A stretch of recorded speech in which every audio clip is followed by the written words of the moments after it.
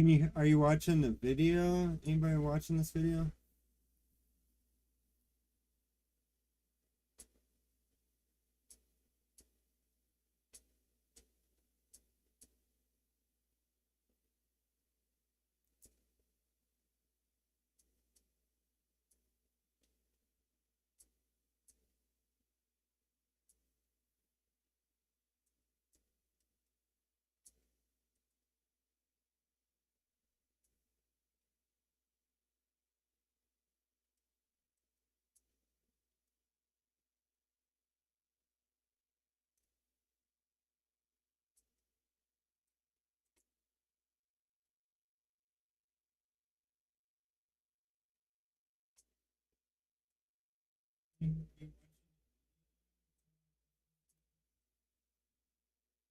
Oh, you can hear me. It's just delayed. We're gonna have a inception moment. Okay, so there we got our delay breakpoint. I'm gonna mute this so that inception breakpoint happens. But anyway, top-down character. Once you have your top-down character, any properties you have on your class from the top-down character will be available to you to interact with. Now, there goes both ways. So you can also, here I created an item to interact with, but I can also have my character, which is here in the top-down. This character should have a pretty thick event graph. Maybe it's a child of something else. Weird. There is no nodes here. This must be a parent class. So these two buttons are super important. It's not. Huh. Interesting. I've never done the top down. I do third person a lot. Anyway, so in the top down character, there's not a lot going on in the event graph from what I can tell. Oh, wait, over here we can look too. So you click on these buttons. These are our override functions. So if I was to add begin overlap, whatnot, capsule. So they put their capsule and then their mesh. This is super important. So that's your skeletal mesh. Yeah, top-down character doesn't look like the third-person character. But anyway, you see that what I did here was created a pillar. Oops, sorry, where did I put it? Yeah,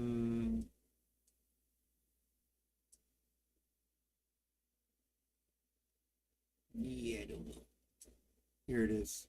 And we can go to browse to asset. Here it is. I put it with the mesh, but what I'm going to do is bring it up to this root content folder by pressing move here. Okay. Content. And then see, this is my pawn actor now, or my actor, not my pawn.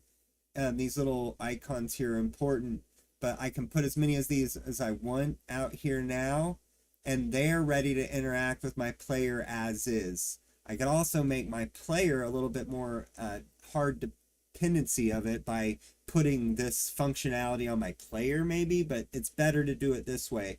And you can add extra functionality to your player too, but it's recommended to more make the items you're interacting with classes of their own like this. And then so when I click into here, some of the key ingredients that you've got to have is your, of course, the actor outliner, the mesh, static mesh in this case. It's set over here under meshes, static mesh. So here I could just change this to be any shape, like a door. Here's a door. Now if we look at, instead of a pillar, we have a door, but we still have the same collision box that we always had. We can move it, shape it, make it whatever. Now when we save, come back, you can see I have 3 doors there instead of 3 pillars.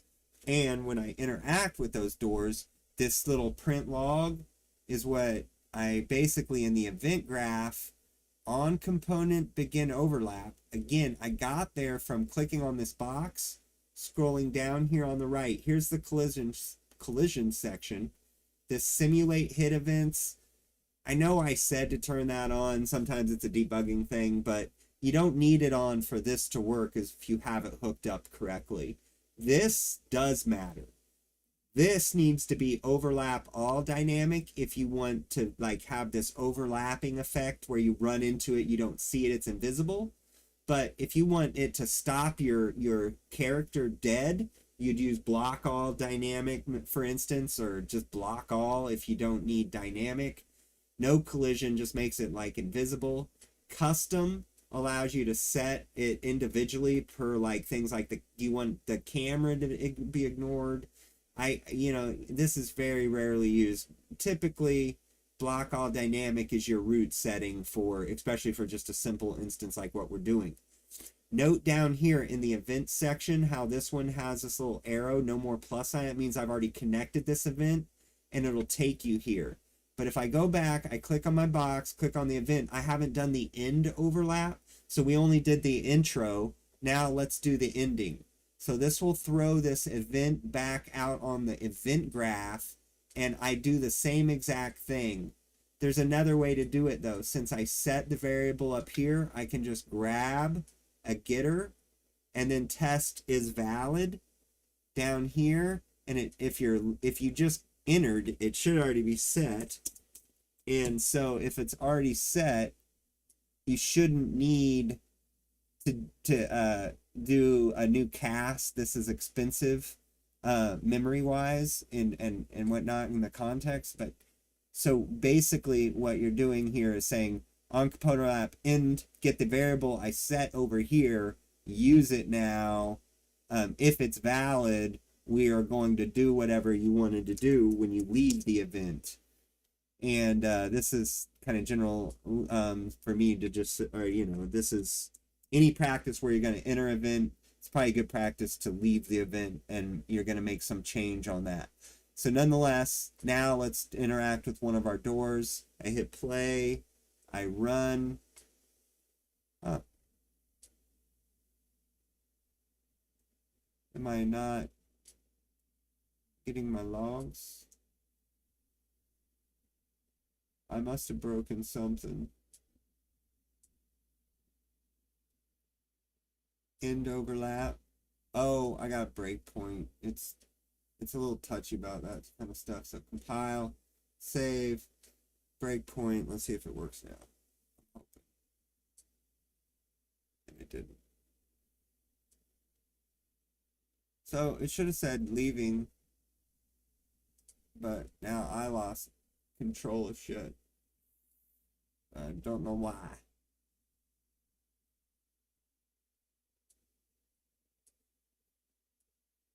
What did I change?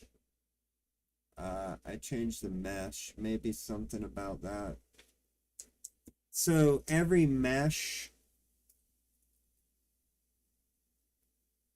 has a cylinder. Let's try it again. I don't know what I did to mess it up. Well, now it looks stupid. It was, oh, I see what's happening. So as I change my shape, you've got to be careful. This is the box that we're trying to hit, so it got off course a little bit with the thing, so I'm putting inside of it. But yeah, once you fix that, everything else should work. This is really important. I use this all the time. These different, you can do lit from the top, but you can do left, front, side. So here I can, looks like it needs to be a little bit wider.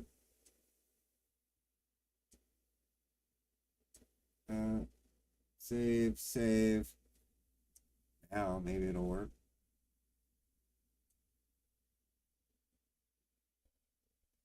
Maybe not. It was printing her before. Maybe it's out of screen. I don't know what I've done.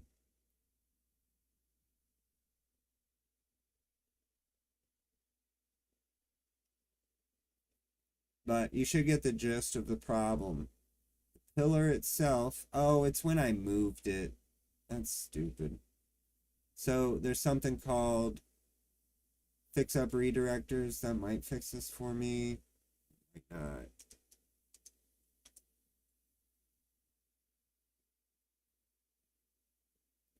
Up.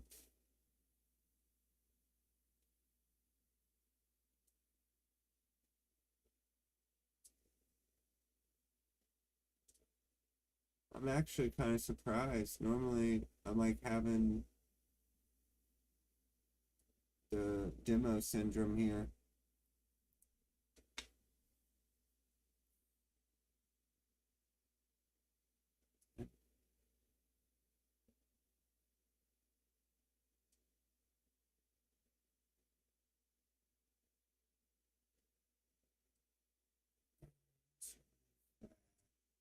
I don't know, maybe I did break it.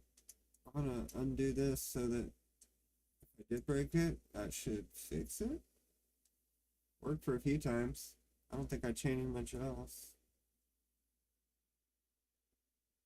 Oh, see, that's where I messed it up. Showing you, I totally messed it up. So in collision, I clicked the button and it did mess it up. See? And then run and watch. Now I'll overlap. So there's a hit event and there's an overlap event. I think I'm running into the hit event problem. Yeah. So what did I change here? Oh, that. So your overlap event can't work if you can't overlap the object. And so how your collision there. And see, I hit my breakpoint because I changed that mix up. And it, whatever it did, it froze up. So now I'm going to do exactly what I did before. We take we take our saved actor. You can even take your, so basically you could copy this code right here, paste it down here, and on end of event, your other actors, the object, and if you have one, we'll just print the string again and say goodbye. Now, save, run. Let's see what this does.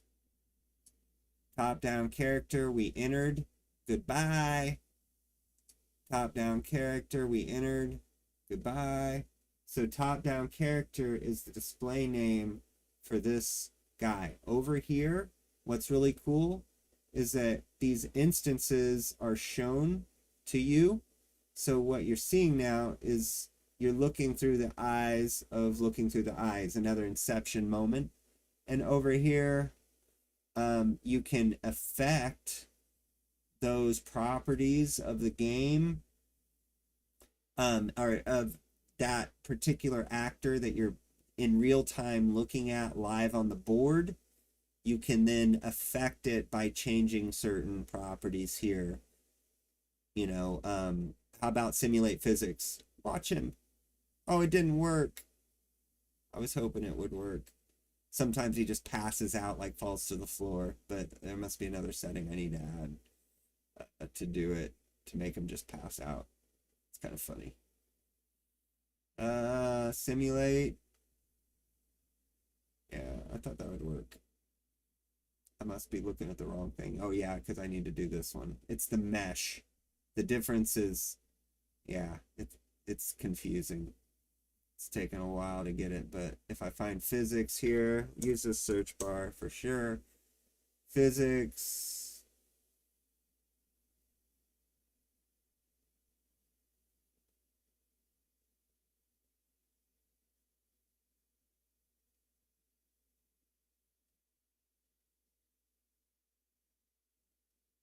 Nope. Anyway, that's it. That's my video. You just go boom. You can see it logging up here every time I run in and out. See it up in the corner in blue. Goodbye, hello, goodbye. So let's say you wanted to make this disappear like you said. We'll go ahead and do that. So what we would do in that case, we make your actor disappear. If you hit that pillar, we have our other actor. So it'd be as simple as something, you could literally do something as simple as this. Set visible. Set visibility for the mesh and new visibility, and we would just want to make sure that that was attached to our event chain, and the new visibility would be positive because we're setting it to visible. Hit Save. Let's see if I disappear when I touch it.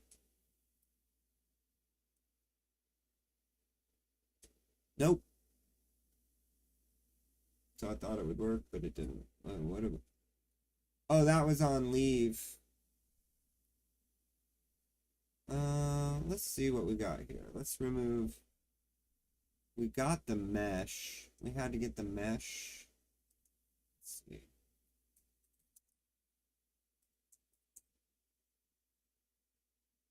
Oh, there. This one will work.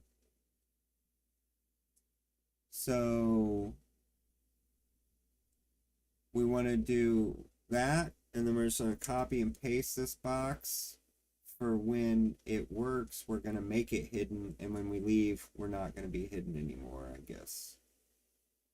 When I say self, we don't want self, we want this BP character, so I can just do a get right here. It doesn't matter. It doesn't affect negatively the memory. So we're setting it here, we're using it here, and we're setting it to hidden. Here, we're just bringing it in straight through. Yeah. Either way, it don't matter. It's choice. There we go. We run. Let's see what happens. Oh! Oh, and I show back up just like we expected. Okay, so I run in. Boom, I disappear. I run out, I appear. That's it. What do you think? Let me know. Have a good day.